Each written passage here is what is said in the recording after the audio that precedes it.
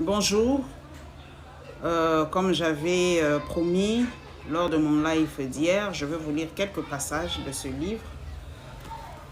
Ces tueurs Tutsis au cœur de la tragédie congolaise de Charles Ounana. Je vous lis d'abord le résumé ici. Soutenus en Occident, ils exterminent des Africains. Instrumentalisant la mémoire de la Shoah, ils s'autoproclament victimes d'un génocide au Rwanda. Pourtant, en 1994, ils ont assassiné 2 chefs d'État africains, des milliers de Rwandais, les témoins français, espagnols et canadiens. Ils sont soupçonnés d'avoir tué froidement les parents du chanteur Corneille.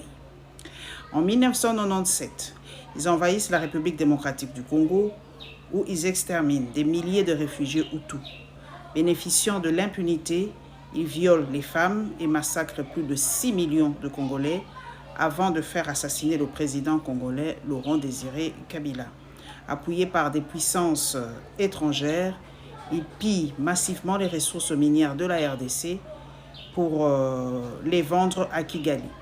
Ces mercenaires de l'horreur ont un nom, les extrémistes Tutsis du Rwanda. Soutenus aux États-Unis, en Grande-Bretagne, en France, en Belgique, ainsi que par des multinationales, ils sont devenus les sous-traitants officiels d'une mondialisation sanguinaire en Afrique noire. À l'instar du ministre français Bernard Kouchner, qui soigne ses relations avec le régime Tutsi de Kigali, et de l'ancien premier ministre britannique Tony Blair, devenu conseiller bénévole du dictateur Paul Kagame, le commissaire européen Louis Michel compte désormais parmi leurs soutiens les plus actifs au sein de l'Union européenne. À partir de documents confidentiels de l'Union européenne et de rapports de la CIA, l'auteur révèle que depuis 2005, le président de la RDC, Joseph Kabila, serait disposé à partager les richesses de son pays avec le Rwanda, une curieuse idée émise également par le chef de l'État français Nicolas Sarkozy en 2009.